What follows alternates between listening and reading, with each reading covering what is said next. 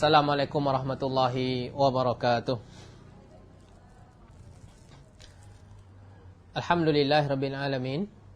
Wa usalli wa sallim ala nabiyyina Muhammadin wa ala alihi wa ashabihi wa man tabi'ahum bi ihsanin ila yaumiddin, amma ba'du. Para hadirat yang dirahmati oleh Allah Subhanahu wa taala. Puji dan syukur kita ucapkan kepada Allah taala, lisan kita dan kemudian ketaatan itu yang kita kerjakan adalah dalam rangka bentuk syukur kita kepada Allah Subhanahu wa taala atas karunia yang Allah berikan kepada kita, karunia keimanan, karunia kesehatan, karunia negeri yang aman. Itu semuanya dari Allah Subhanahu wa taala. Kemudian salawat dan salam kepada Nabi kita Muhammad sallallahu alaihi wasallam. Semoga selalu tercurahkan kepada beliau, kepada sahabat beliau, kepada keluarga beliau dan orang-orang yang mengikuti jalan beliau. Para hadirat yang dirahmati oleh Allah taala, pada kesempatan ini kita lanjutkan kajian kita, yaitu masih berkaitan dengan ketetapan Allah Subhanahu wa taala kepada kaum wanita. Masih berkaitan dengan ketetapan Allah Subhanahu wa taala kepada wanita. Kalau tidak salah, itu akhir dari pembahasan kita berkaitan dengan masalah yang pertama ini, ketetapan Allah itu berupa haid. Itu kalau tidak salah sampai hadis nomor ke-30.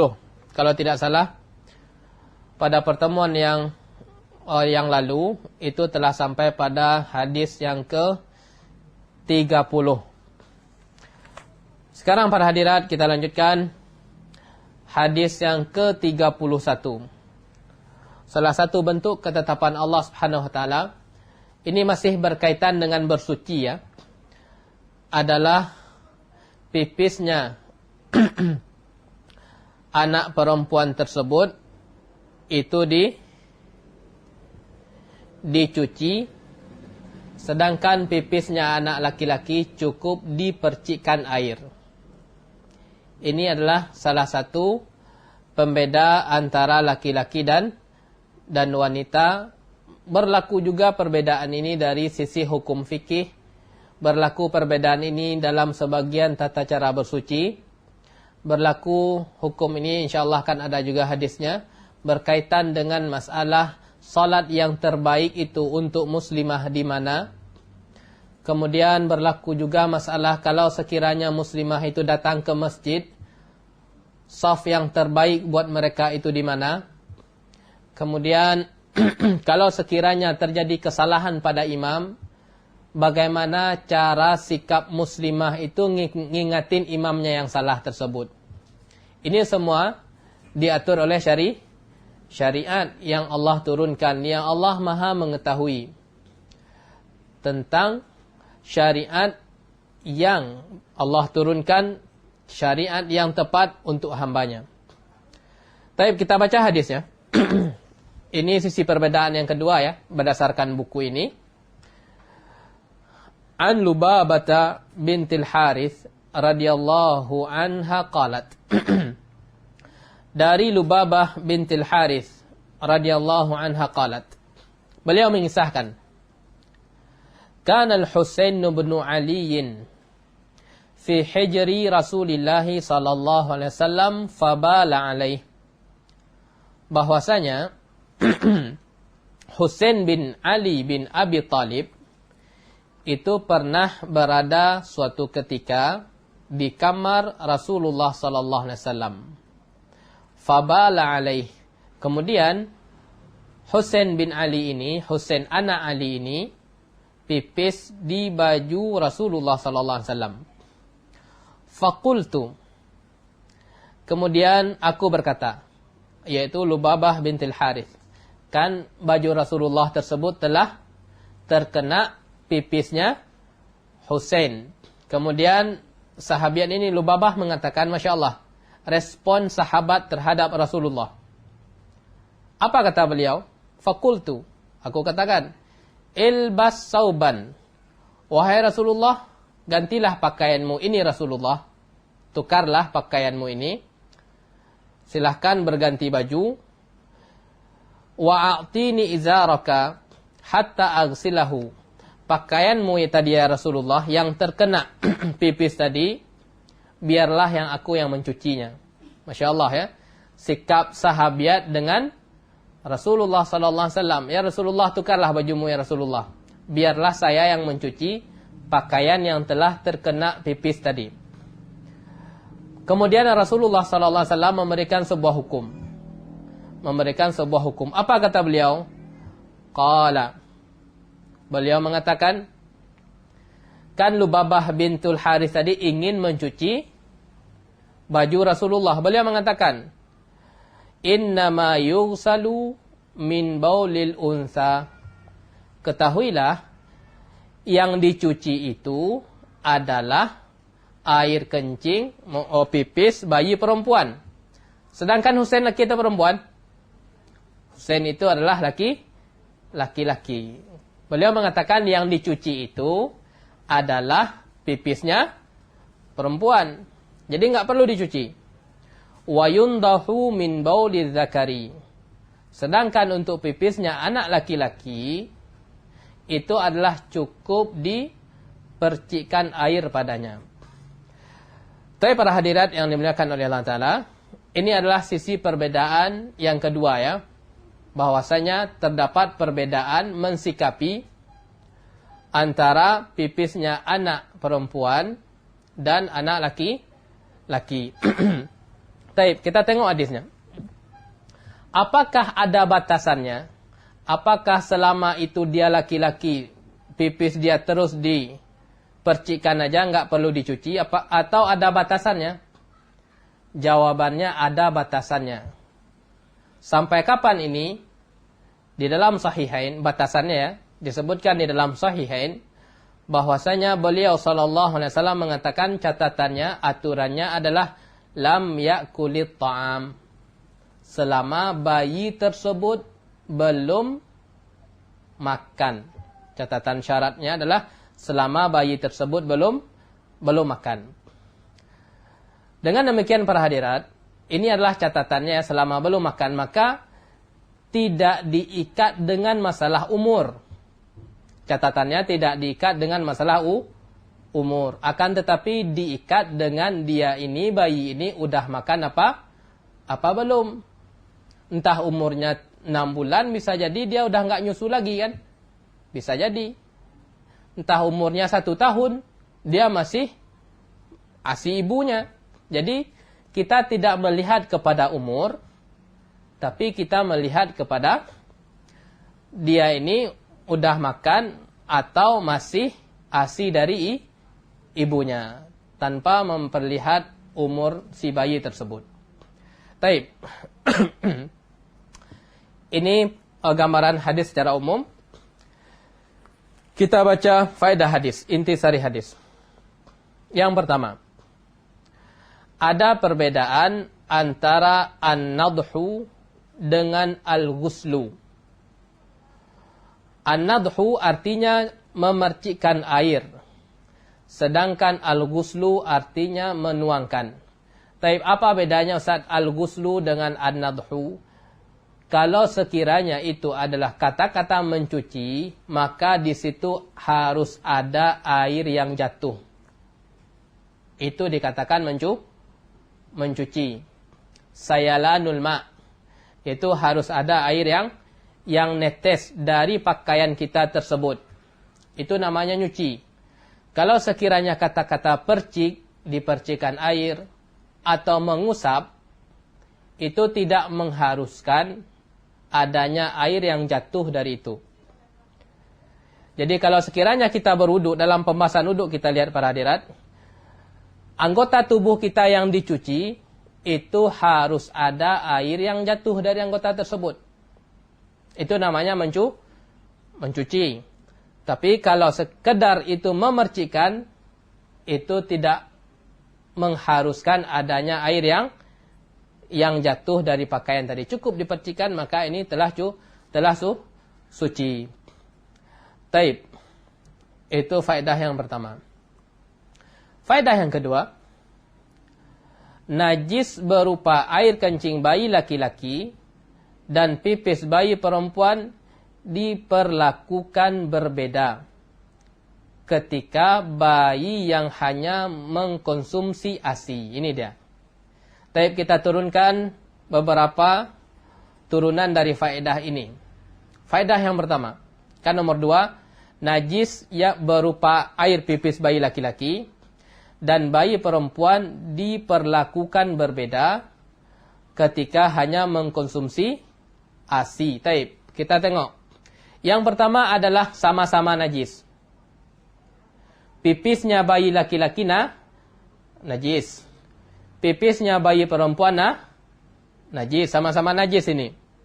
Tapi terjadi perbedaan dari sisi mana?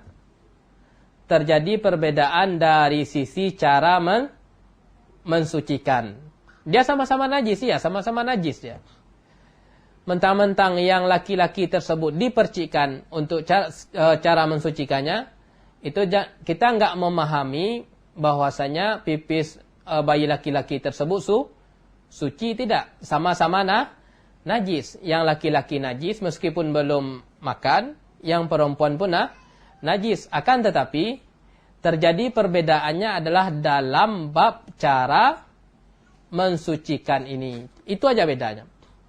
Nah, perbedaan ini para hadirat, itu masih kita berlaku, masih kita pakai perbedaan ini selama bayi laki-laki tersebut konsumsi utama dia adalah ASI.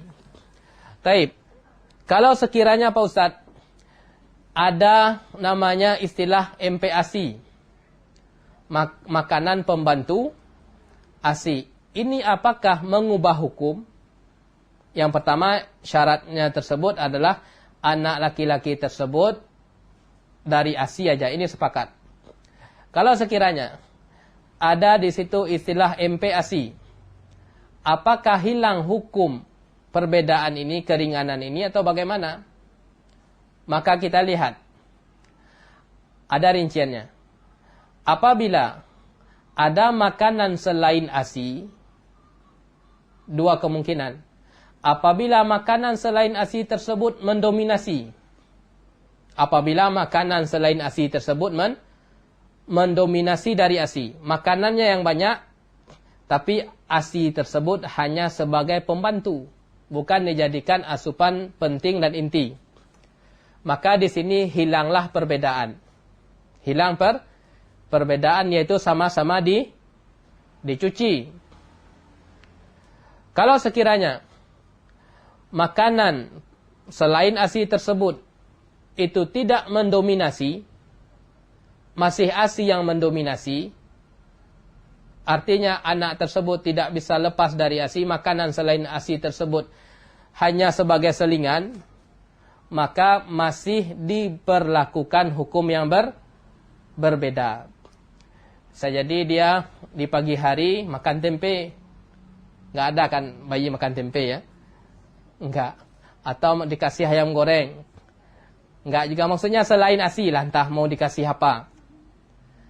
Akan tetapi makanan tersebut sifatnya tidak mendominasi. Masih ASI yang mendominasi asupan intinya, maka masih ada perbedaan hukum. Yaitu dipercikkan. Taib. Apakah hanya ASI saja? Apakah berlaku juga susu selain dari ibunya, yaitu susu sapi kah? Atau susu kambing? Atau susu hewan yang lain? Sama. Hukumnya sama. Disebutkan di dalam kitab Minhatul Alam, disebutkan bahwasanya sawa'un kana labanul adamiyah au bahimah. Selama dia belum makan ini, asupan susu dia tersebut bisa dari ibunya manusia ataupun susu hewan. Masih berlaku di sini. Jadi kalau dia dikasih susu yang di pasaran-pasaran tersebut, udah bukan dari ASI ibunya, tapi susu tersebut mendominasi, maka masih berlaku hukumnya. Baik. Yang ketiga, faedah yang ketiga, berbedanya jenis najis, berbeda pula cara mensucikannya. Ini sudah kita jelaskan tadi ya. Nah, sebagai tambahannya, sebagai pelengkap, bahwasanya berbeda jenis najis, berbeda pula cara mensucikannya. Iya, ini benar ini. Kita lihat najis itu para hadirat ada 3 model. Yang pertama adalah najis yang berat. Ada cara mensucikannya. Yang kedua adalah najis yang ringan. Ada cara mensucikannya. Yang ketiga adalah najis sedang. Adapun najis yang berat, cara mensucikannya sudah kita ketahui, yaitu sebanyak 7 kali cucian. 1 diantaranya dengan tanah, yaitu jilatan anjing. Ini 7 kali ini. 7 kali dengan tanah terhadap jilatan anjing. Yang kedua adalah najis yang ringan, yaitu pipisnya bayi laki-laki yang belum makan atau makanan belum mendominasi. Maka ini ringan. Bagaimana caranya? Caranya cukup dipercikkan. Pak Ustaz, saya ingin mencucinya, boleh apa tidak? Ya boleh-boleh aja. Tidak ada larangan. Kalau dipercikan boleh, ya boleh. Yang ketiga adalah najis yang ringan, yaitu selain 2 yang kita sebutkan. Selain jelatan anjing dan selain pipis bayi laki-laki yang belum makan atau makanan belum mendominasi, maka ini dihukumi najis yang sedang. Apapunlah contohnya. Yang penting selain yang 2. Ambil yang kaedahnya para hadirat, ambil kaedah selain yang 2, ini adalah najis yang sedang. Bagaimana cara mensucikannya? Apakah dengan 7 kali, 1 dengan tanah? Tidak. Apakah cukup dipercikkan? Najis yang sedang ini juga tidak. Dia adalah di pertengahan, yaitu cukup dicuci sampai hilang bekas najisnya tersebut. Sampai hilang zatnya. Sampai hilang aromanya, kalau dia punya aroma. Dan yang ketiga adalah hilang warnanya, kalau najis tersebut memiliki warna. Jadi nomor 3 ini penting kita ketahui, berbedanya jenis najis, berbeda pula cara mensucikannya. Najis tersebut ada 3 model. Di antara ketiga model tersebut, cara mensucikannya tidak sama antara satu dengan yang lain. Taib. Faedah yang keempat. Ada 6 faedah ya. Sebenarnya ini kita penekanan aja selanjutnya. Untuk membersihkan najis dari kencing bayi laki-laki, cukup dengan memercikkan air pada tempat yang terkena najis. Itu minimal ya. Boleh dicuci? Jawabannya boleh, tidak masalah. Adapun untuk bayi perempuan, dibersihkan dengan cara mencuci tempat yang terkena najis, dicuci. Boleh dipercikkan untuk yang perempuan? Tidak boleh. Kenapa? Minimalnya adalah dicuci. Yang kelima, perbedaan perlakuan ini hanya berlaku sebelum bayi mengkonsumsi makanan tambahan selain ASI. Telah kita sebutkan tadi keterangan rinciannya. Bahwasanya apabila ada makanan tambahan tersebut, kita lihat dulu. Apabila makanan tambahan tersebut sudah mendominasi, bukan tambahan lagi namanya, sudah mendominasi dia, maka hilang perbedaan. Kalau sekiranya makanan tambahan tersebut tidak mendominasi, masih ASI yang mendominasi, maka masih terjadi perbedaan cara mensucikan.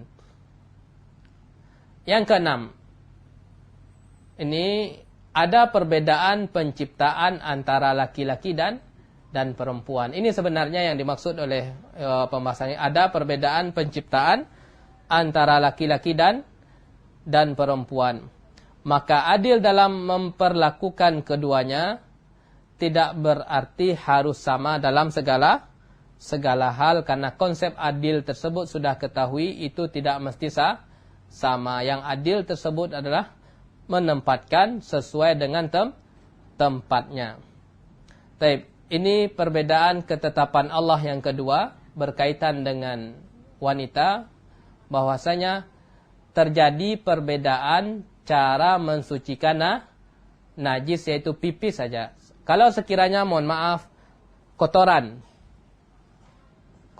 kan selain pipis ya, kotoran anak laki-laki yang belum makan, kotoran bayi perempuan yang belum makan, apakah juga terjadi perbedaan cara mensucikan? Jawabannya tidak. Kotoran itu kotoran anak laki-laki yang belum makan, kotoran bayi perempuan yang belum makan juga, itu cara mensucikannya sama, yaitu sama-sama dicuci. Yang terjadi perbedaan cuman satu saja, berkaitan dengan masalah pipis. Taib. Perbedaan yang ketiga. Kan tadi itu dari sisi bersuci. Perbedaan yang ketiga adalah perbedaan dari sisi pahala dalam mengerjakan solat. Bahwasanya solat perempuan yang terbaik itu adalah di rumahnya. Sedangkan untuk laki-laki adalah di masjid. Terjadi perbedaan dari sisi ini. Untuk perempuan yang terbaik adalah di rumah. Sedangkan untuk laki-laki adalah di masjid. Kita lihat hadisnya. Hadis yang ke-32. Hadis yang ke-32. An Abdillahi radhiyallahu anhu ani Nabi sallallahu alaihi wasallam qala. Dari Nabi sallallahu alaihi wasallam, beliau bersabda, "Salatul mar'ati fi baitiha." Yaitu salat seorang wanita di kamar kecilnya, di kamar dia. Afdalu min salatiha fi hujratiha. Lebih baik daripada salatnya di ruangan tengah. Jadi di rumah itu kan ada kamar, kemudian ada ruangan yang di luar kamar. Kemudian wa salatuha fi makhda'iha, salatnya di bagian dalam rumahnya lagi. Afdalu min salatiha fi baitiha, lebih utama daripada salatnya di bagian luar rumahnya. Di dalam hadis yang lain disebutkan bahwasanya Ummu Humaid mengisahkan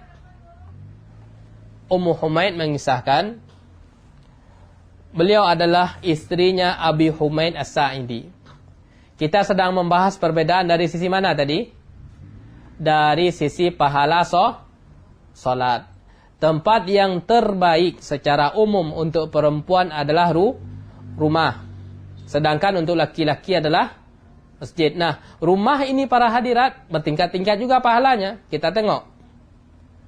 Di dalam rumah tersebut juga bertingkat-tingkat pahalanya. Kaedahnya adalah disebutkan oleh ulama, semakin tertutup dari pandangan laki-laki, semakin afdal tempatnya. Ini kaedah. Semakin tertutup, semakin jauh dari pandangan laki-laki, itu semakin baik. Ummu Humaid mengisahkan, ini sahabiat ya. Sahabiat datang kepada Nabi, pengen untuk salat jamaah bersama Nabi. Imamnya adalah Nabi, imam terbaik, manusia terbaik. Ya wajar sahabiat ingin salat berjamaah dengan Nabi SAW. Beliau mengutarakan keinginannya ini kepada Nabi. Karena beliau mengatakan, "Ya Rasulullah, wahai Rasulullah, inni uhibbus salata ma'ak. Wahai Rasulullah, saya ini ingin sekali salat jamaah bersamamu. Imamnya adalah Nabi. Kemudian beliau mengatakan, qad alimtu annaki tuhibbina salata ma'i. Iya, aku telah mengetahui bahwasanya engkau ini betul ingin salat denganku. Kemudian Nabi SAW memberikan solusi. Bagaimana beliau mengatakan? Wa salatuki fi baitiki khairun laki min salatiki fi hujratiki. Wahai Ummu Humaid, sungguh salatmu di kamar khususmu itu lebih baik ketimbang salatmu di ruangan tengahmu. Itu ruangan tengah, ruangan khusus, kemudian ada ruangan tengah. Salatmu di kamar khusus itu lebih utama ketimbang salat di ruang tengah rumahmu. Wa salatuki fi hujratiki khairun laki min salatiki fi dariki. Sungguh salatmu di ruangan tengah rumahmu itu lebih baik ketimbang salatmu di ruang depan rumahmu. Ruang depan, bagian depan. Jadi ada bagian dalam, kemudian bagian tengah, kemudian bagian luar. Itu urutannya. Bagian dalam lebih utama ketimbang bagian tengah. Bagian tengah lebih utama ketimbang bagian luar. Kemudian wa salatuki fi dariki, dan salatmu di ruang depan rumahmu khairun laki, lebih baik untukmu min salatiki fi masjidi qaumiki. Salat di ruang depan rumah itu lebih baik ketimbang salat di masjid kaummu. Berarti sudah keluar rumah kan? Sudah keluar rumah tapi masih kampung dia. Subhanallah, ini kita mengetahui bahwasanya ada keutamaan salat di masjid Nabi. Khairun laki min salatiki fi masjidi. Salatmu di masjid kampungmu tersebut itu lebih utama. Masya Allah para hadirat. Lebih utama ketimbang salatmu di masjid saya ini. Subhanallah. Dan kita mengetahui ada keutamaan yang sangat besar salat di masjid Nabi SAW. Tapi beliau mengatakan memberikan solusi, penjelasan hukum ini. Jadi apa urutannya para hadirat kalau sekiranya para hadirat ingin mendapatkan salat yang lebih utama, salat 5 waktu, salat yang lain, salat sunnah, salat malam, maka kaedah umumnya semakin jauh dari pandangan laki-laki maka itu semakin afdal. Itu kaedahnya. Jadi kalau para hadirat untuk salat 5 waktu, carilah tempat yang paling afdal untuk ibu-ibu semua. Apa itu yang pertama? Kamar khusus. Yang kedua adalah ruangan tengah. Yang ketiga adalah ruang depan. Yang keempat adalah masjid kaumnya, masjid kampung dia, di mana dia di situ, domisili di situ. Yang ketiga adalah masjid di luar kampung dia. Oleh karenanya, para hadirat yang salat 5 waktu, salat sunnah atau salat malam atau salat duha, maka carilah tempat yang paling afdal untuk para hadirat. Kaedahnya tadi kita katakan, semakin tertutup, semakin jauh dari pandangan laki-laki, maka itu semakin afdal. Kita punya rumah itu kan ada kamar, kemudian bagian tengah, bagian luar. Maka yang paling afdalnya adalah bagian kamar khusus tersebut. Kemudian bagian tengahnya, kemudian bagian depannya, kemudian masjid kampung dia, kemudian masjid yang lain. Para hadirat yang dirahmati oleh Allah Subhanahu wa taala. Ini konsep ya, bahwasanya kalau ingin salat 5 waktu, maka pilihlah tempat yang paling afdal. Apakah sah salatnya pusat?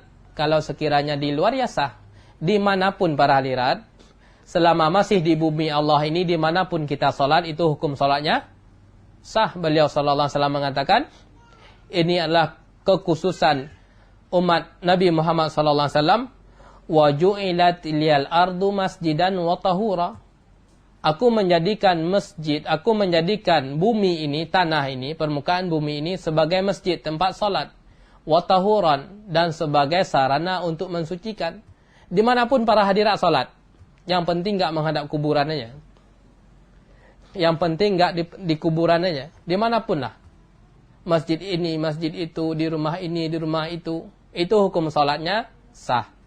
Akan tetapi bisa jadi dari sisi keutamaan itu tidak sah. Tidak sama berdasarkan tempat kita salat. Semakin tertutup, maka itu semakin afdal. Ini kaidahnya. Taib. Berarti Pak Ustaz haram pergi ke masjid? Tidak ada yang mengharamkan. Bahkan beliau sallallahu alaihi wasallam mengatakan, la tamna'u ima Allahi masajidallah. Jangan dilarang wahai orang yang di tangannya hak untuk mengizinkan, entah suami dia, entah bapak dia. La tamna'u, jangan kalian larang. Ima Allah masajidallah, yaitu hamba Allah yang perempuan dari masjid-masjid Allah. Tidak terlarang hukumnya. Akan tetapi perbedaan pahala itu ada. Baik, kita lihat faedahnya. Yang pertama, raihilah ya, pahala salat 5 waktu atau pahala salat duha yang lain atau salat yang lain dah. Pahala salat seorang wanita berbeda antara satu dengan yang lain, tergantung tempat ia mengerjakan salat. Tadi telah kita sebutkan urutannya. Kamar khusus dia, dalam, kemudian ruang tengah, kemudian ruang depan, kemudian masjid kaumnya, kemudian masjid yang lain. Yang kedua, salat wanita di tempat khusus di dalam rumahnya lebih utama daripada salat di tempat-tempat yang lain. Karena rumah itu lebih tertutup. Di dalam rumah lebih utama. Di dalam rumah pun juga terjadi perbedaan. Tengok dulu. Kalau semakin tertutup, maka itulah yang semakin afdal yang telah kita sebutkan tadi. Kenapa hikmahnya? Hikmahnya di faedah yang nomor 3. Syariat Islam mendidik wanita untuk menutup dirinya dari kaum laki-laki. Inilah. Syariat Islam mendidik wanita untuk menutup dirinya dari kaum laki-laki, bukan dididik untuk tampil eksis di hadapan laki-laki. Bukan dididik untuk menampilkan diri di hadapan kaum laki-laki. Akan tetapi dididik untuk menutup diri dari laki-laki yang bukan mahramnya. Padahal ibadah loh. Ke masjid itu kan ibadah kan? Ya, salat. Itu pun yang lebih afdalnya adalah di rumah. Agar semakin jauh dari laki. Sehingganya Abdul Azim Al-Abadi, Abdul Azim Al-Abadi mengatakan rahasianya, wa wajhu kauni salatihinna fil buyuti afdal. Sisi salat mereka tersebut di rumah mereka lebih afdal. Sisinya dari mana? Adalah al-amnu minal fitnah. Sisi afdalnya, kenapa ada sisi afdalnya? Beliau mengatakan al-amnu dari fitnah. Selamat dari fitnah. Masya Allah. Jangan berkecil hati salat di rumah karena pahalanya lebih besar. Semakin menjauh dari fitnah, semakin menjauh dari laki-laki, maka itu semakin afdal. Semakin jauh dari fitnah. Taib. Kemudian yang keempat, menutup diri dari laki-laki yang bukan mahram dia dianjurkan dan merupakan keadaan asal bagi wanita. Apa hukum asal bagi wanita? Berdekatan dengan laki-laki, berkomunikasi dengan laki-laki? Jawabannya tidak. Hukum asal bagi perempuan itu adalah jauh dari laki-laki dari sisi fisik, kemudian jauh dari laki-laki dari sisi komunikasi. Itu hukum asalnya. Kalau ada kebutuhan, boleh berbicara, tapi ada juga adab yang diperhatikan. Telah kita bahas pada pertemuan-pertemuan yang lalu. Adab berbicara sama laki-laki yang bukan mahram, kalau di situ ada kebutuhan, telah kita bahas. Jadi hukum asal, yang faedah yang keempat, hukum asal perempuan itu adalah jauh dari laki-laki, bukan dekat dengan semua laki-laki. Laki-laki fulan dekat, tidak. Itu bukan hukum asal sebagai seorang perempuan. Hukum asal sebagai seorang perempuan adalah menjauh dari laki-laki, jauh dari sifat komunikasi, jauh dari sisi fisik. Kalaupun sekiranya ada kebutuhan, telah kita bahas pada pertemuan yang lalu, maka itu boleh apabila terpenuhi syaratnya. Baik. Itu sisi ketetapan hukum Allah buat wanita yang ketiga ya. Bahwasanya salat perempuan tersebut di rumah lebih afdal. Sedangkan untuk laki-laki di masjid. Sisi afdalnya adalah aman dari fitnah. Yang selanjutnya. Kalau sekiranya perempuan tersebut datang ke masjid. Kan perempuan itu tidak dilarang untuk mendatangi masjid. Kalau sekiranya perempuan tersebut mendatangi masjid, saf manakah yang harus dia pilih? Saf manakah yang harus dia pilih? Kalau sekiranya milih masjid atau rumah, atau kamar khusus, jawabannya milih kamar khusus. Kalau sekiranya kita di masjid, saf manakah yang harus kita pilih, yang harus dipilih oleh seorang perempuan? Ini pembahasan saf yang terbaik untuk perempuan. Adalah hadis yang ke-33. Hadis yang ke-33. An Abi Hurairah radhiyallahu anhu qala. Dari sahabat Abu Hurairah radhiyallahu anhu qala. Qala Rasulullah sallallahu alaihi wasallam. Rasulullah sallallahu alaihi wasallam bersabda, khairu sufufir rijali awwaluha. Saf terbaik bagi laki-laki adalah yang paling depan. Wa syarruha akhiruha. Dan yang saf yang terburuk buat mereka adalah yang paling belakang. Buat laki-laki yang terbaik itu di depan, yang terburuk itulah di belakang. Sedangkan hukum Allah buat perempuan beda. Bagaimana? Wa khairu sufufin nisa'i akhiruha. Dan sebaliknya, saf yang terbaik bagi kaum wanita adalah yang paling belakang. Wa syarruha awwaluha. Dan yang terburuk adalah yang paling depan. Tadi perbandingannya rumah, itu kamar pribadi kita dengan masjid. Kemudian kalau sekiranya datang ke masjid, masih ada pilihan ini, masih ada di hadapan mata kita. Saf depan atau saf belakang. Beliau sallallahu alaihi wasallam mengatakan buat yang perempuan ya, itu yang terbaik adalah saf perempuan, terbaik saf belakang, yang terburuk adalah di depan. Sedangkan yang laki-laki yang terbaik di depan, yang terburuk adalah di belakang. Apakah ini berlaku di setiap kondisi? Itu dulu.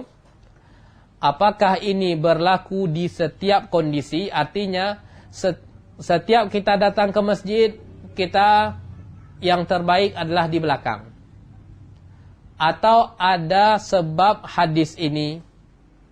Ternyata para ulama, para hadirat mengatakan, hadis ini dipraktekkan kalau sekiranya tidak ada hijab antara laki-laki dan perempuan. Hadis ini dipraktekkan kalau sekiranya tidak ada hijabnya. Karena di zaman beliau SAW di masjid tersebut belum ada hijab. Tapi kalau sudah ada hijabnya, Syekh bin Baz rahimahullah mengatakan, mahmulun inda ahlil ilmi, hadis ini maksudnya adalah ala ma'na kaunihinna yusallina khalfar rijali biduni satirin. Hadis ini yang sedang kita baca ini, saf yang terbaik buat wanita itu adalah yang di belakang, yang terburuk adalah di depan. Itu adalah dibawakan kepada apabila mereka salat di belakang laki-laki biduni satirin. Itu tidak ada hijabnya. Apabila tidak ada pembatas fisik antara kita sebagai perempuan dengan laki-laki, maka yang paling baik adalah bagian belakang. Kemudian beliau melanjutkan, amma idza kunna mustawratin, tapi apabila telah ada penghalang hijab antara mereka dengan laki-laki, anir rijali fa khairu sufufihinna awwaluha, maka saf yang terbaik buat mereka adalah saf yang pertama. Catatannya kapan? Apabila ada hijab. Maka yang terbaik bersama dengan laki. Saf yang terbaik adalah bagian paling depan. Wa syaruha akhiruha. Dan yang terburuk adalah bagian belakang. Hadis yang ke-33 ini para hadirat sekali lagi kita bawakan kemana? Kita bawakan kata Syekh bin Baz adalah kepada kondisi salat wanita di situ tidak ada hijab. Tidak ada hijab yang itu bisa menghalangi. Tapi kalau sekiranya sudah ada hijab, maka berlaku ya saf yang terbaik itu adalah buat wanita sama dengan laki-laki, yaitu di bagian depannya. Baik, kita tengok faedah hadisnya. Kita lihat faedah hadisnya. Ada 8 faedah hadisnya dari sini ya. Hadis yang ke-33 berbicara masalah saf yang terbaik buat perempuan apabila tidak ada hijab dari laki-laki. Yang pertama, saf salat berjamaah untuk kaum wanita hendaknya berbaris lurus dan rapi. Iya. Ini perintahnya sama, laki-laki pun juga demikian. Saf itu lurus dan rapi. Bagaimana standar lurusnya? Apakah patokan lurusnya lurus jari? Tidak, tapi patokan lurus tersebut bahu ketemu bahu, kemudian mata kaki ketemu mata kaki, dan kemudian saf tersebut rapat. Yang kedua, pahala salat jamaah bagi wanita berbeda-beda sesuai dengan saf yang ditempatinya. Pembahasannya hampir mirip dengan salat tadi. Salat 5 waktu wanita tersebut bisa jadi pahalanya berbeda-beda sesuai dengan tempat di mana dia salat. Semakin tertutup dari laki-laki, maka itu semakin afdal. Yang kedua juga sama. Sekarang posisi dia di masjid, saf tersebut bisa mempengaruhi pahala. Kalau sekiranya yang paling belakang tidak ada hijab, maka itu adalah yang paling utama. Tapi kalau sekiranya sudah ada hijab, maka yang paling utama buat mereka adalah bagian depannya. Oleh karenanya, muslimah yang datang dan mengisi saf yang pertama dengan catatan ada hijabnya, salat dia lebih utama ketimbang orang yang salat di belakang dia. Saf pertama lebih utama ketimbang saf kedua lebih utama dari saf ketiga, dan seterusnya. Yang ketiga, saf terbaik bagi wanita adalah yang paling belakang. Kenapa? Karena paling jauh dari saf jamaah laki. Telah kita sebutkan kaedah hukum asalnya bagi perempuan tersebut jauh dari laki. Yang keempat,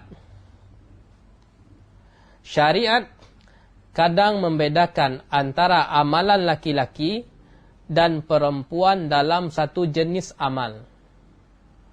Bahkan yang berada dalam satu tempat untuk menjaga kekhususan masing-masing. Amalan laki-laki, padahal amalannya sama kan, yaitu sama-sama solat di masjid. Tapi bisa pahalanya tersebut tidak sama. Salah satu faktornya adalah di mana posisi shafmu ketika kamu salat. Ini mempengaruhi. Yang kelima,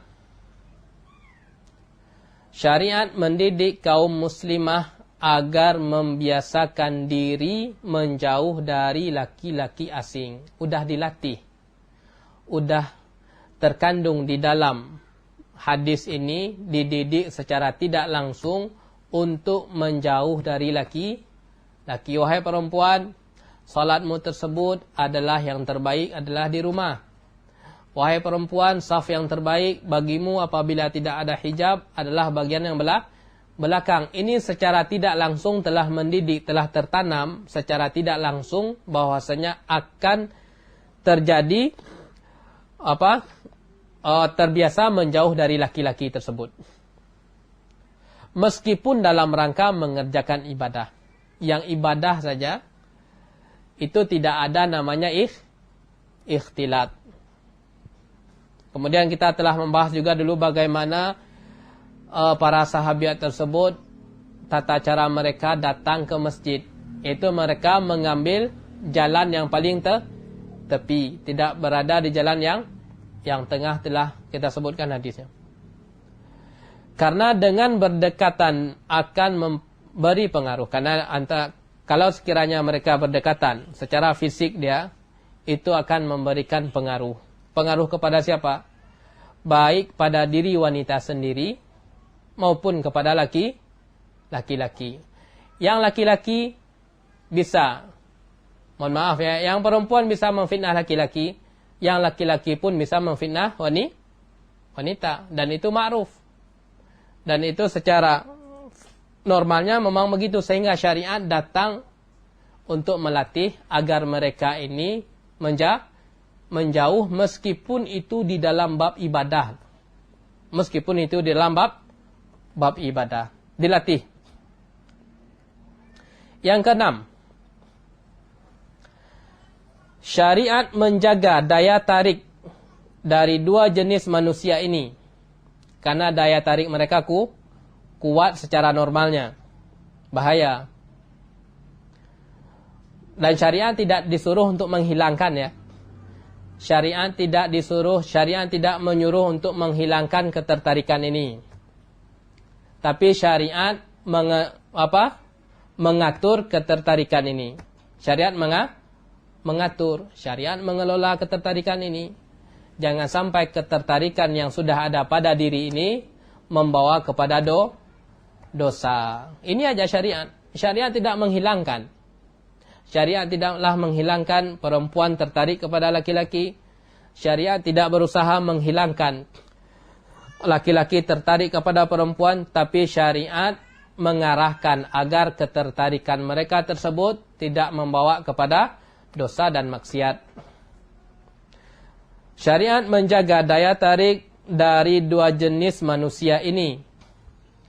Maka disyariatkan aturan yang menjaga agar mereka tidak terjerumus di dalam maksiat. Apapunlah permasalahannya. Entah itu di masjid, entah itu di jalan, entah itu di sekolah, entah itu di lembaga, entah itu di kampus, entah itu di tempat kerja kita. Ini kaedah ini berlaku. Kaedah ini bukan hanya sekedar dipraktekkan di masjid. Kita jauh dari laki-laki di masjid, tapi di luar kita dekat. Terbalik berarti kalau sekiranya. Kaedah ini berlaku di setiap tempat. Baik di masjid, baik di tempat kerja kita, baik di kampus kita, baik di sekolah kita. hukum asalnya laki-laki tersebut tidak berdekatan dengan perempuan dan perempuan tidak berdekatan dengan laki-laki. Yang ketujuh, hukum-hukum syariat mendidik kaum wanita agar menutup diri dan menjauh dari laki-laki asing. Ini adalah pendidikan secara tidak langsung. Untuk ibadah saja, itu telah diberikan safnya. Saf yang terbaik adalah bagian belakang. Yang kedelapan, jika saf terburuk dalam salat adalah yang terdepan. Jika saf yang terburuk bagi wanita itu adalah bagian depan. Padahal itu dalam rangka ibadah kepada Allah Ta'ala. Orang ke masjid ngapain dia? Ibadah kan? Ibadah. Lalu bagaimana dengan tempat duduk para siswi atau mahasiswi di sekolah dan kampus, serta tempat-tempat kerja yang terjadi campur baur antara laki-laki dan perempuan? Yang di masjid saja niat orang tersebut dari rumah pergi ke masjid, tujuannya sudah ibadah. Dari rumah dia ke masjid, kenapa keluar? Saya mau ke masjid untuk sholat. Sudah ada niatan ibadah. Tidak ada niatan yang lain. InsyaAllah tidak ada niatan yang lain. Meskipun demikian, meskipun niat dia bersih, meskipun niat dia suci, yaitu untuk ibadah, nggak ada niatan yang lain, tetap dijaga hubungan mereka dengan laki-laki. Lalu bagaimana dengan mendatangi tempat-tempat yang itu bukan pada asalnya ibadah? Tempat kerja kita,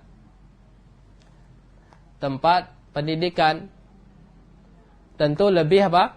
Tentu lebih berbahaya. Yang di masjid saja dilatih untuk menjauh, apalagi di luar masjid sana. Sehingga tadi kita katakan kaidah ini berlaku umum, jauh dari laki-laki, di dalam masjid, di tempat kerja kita, di sekolah, di lembaga, di tempat yang lain, itu hukum asalnya wanita tersebut tidak mendekat dengan laki-laki, dan laki-laki pun juga tidak mendekat kepada perempuan.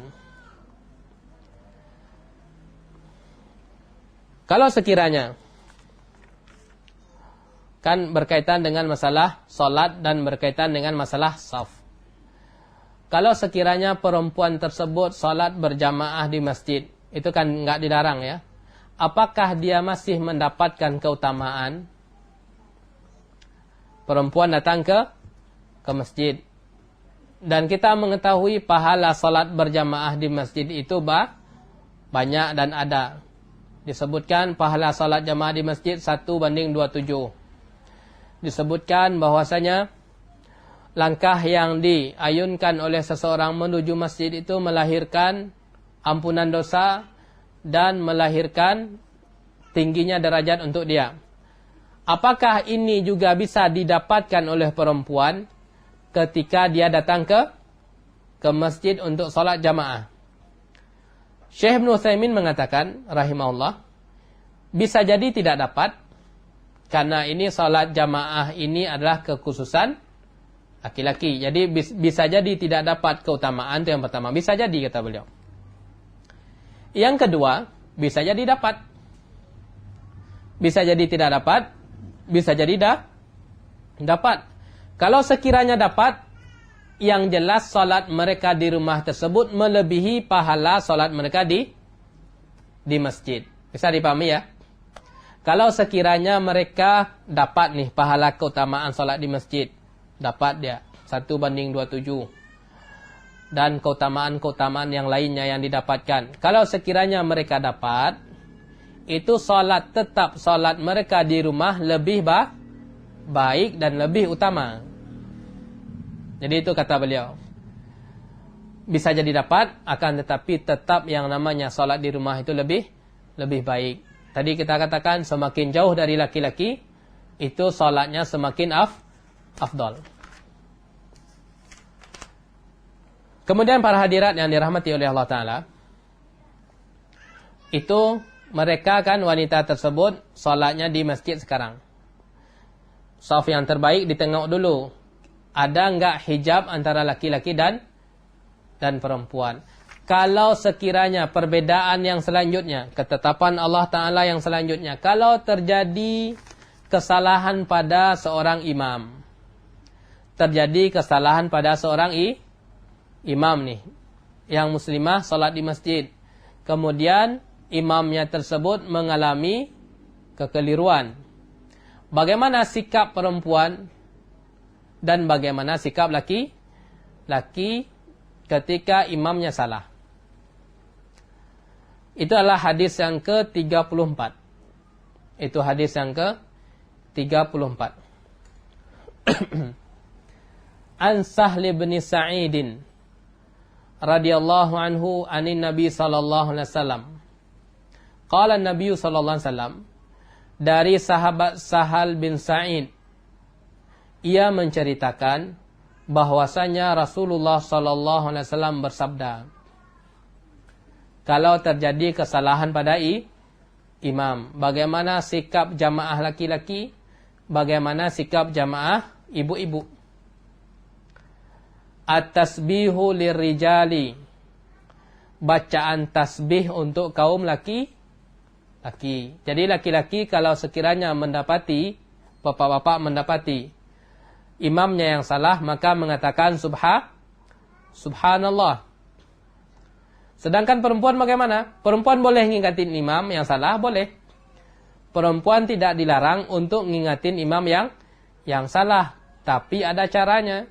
Caranya wattasfiqu lin nisa, dan tepukan tangan untuk kaum wanita. Beda juga kan ya? Beda juga.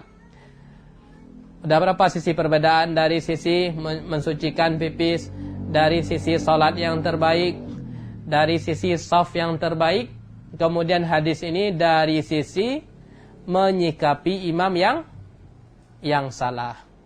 Tujuannya ini para hadirat agar terhindar dari fitnah. Kan ada faedahnya. Tujuannya semua ini terjadi perbedaan ini. Salah satunya adalah untuk meminimalisir terjadinya fitnah. Sehingganya Imam Munawi mengatakan, asar ya. Taib. Kita sebutkan perkataan Imam Munawi, kemudian kita tutup karena waktu asar sudah datang. Jadi hadis ini menceritakan tentang masalah apa? Perbedaan sikap antara laki-laki dan perempuan dalam menyikapi imam yang salah.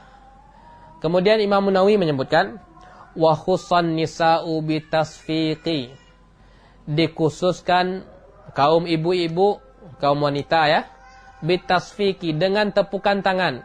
Apa rahasianya?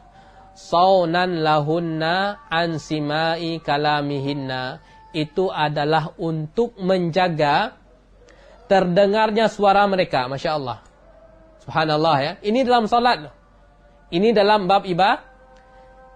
Dalam bab ibadah syariat berusaha untuk menjaga suaranya wanita. Saunan lahunna an simai kalamihinna, untuk menjaga mereka dari terdengarnya suara mereka. Lau sabbahna, kalau sekiranya mereka tasbih. Di dalam bab ibadah itu syariat tetap menjaga agar suara ibu-ibu wanita ini itu tidak terdengar oleh kaum laki-laki. Sehingga syariatnya menyikapi imam yang salah itu dengan cara tepukan tangan. Baik para hadirat yang dirahmati oleh Allah Ta'ala, intisari hadisnya kapan-kapan kita baca ya. Karena waktu asar kita udah masuk. Semoga bermanfaat. Kita cukupkan dengan doa kafaratul majlis. Subhanakallahumma bihamdika asyhadu an la ilaha illa anta astaghfiruka wa atubu ilaika. Wassalamualaikum warahmatullahi wabarakatuh.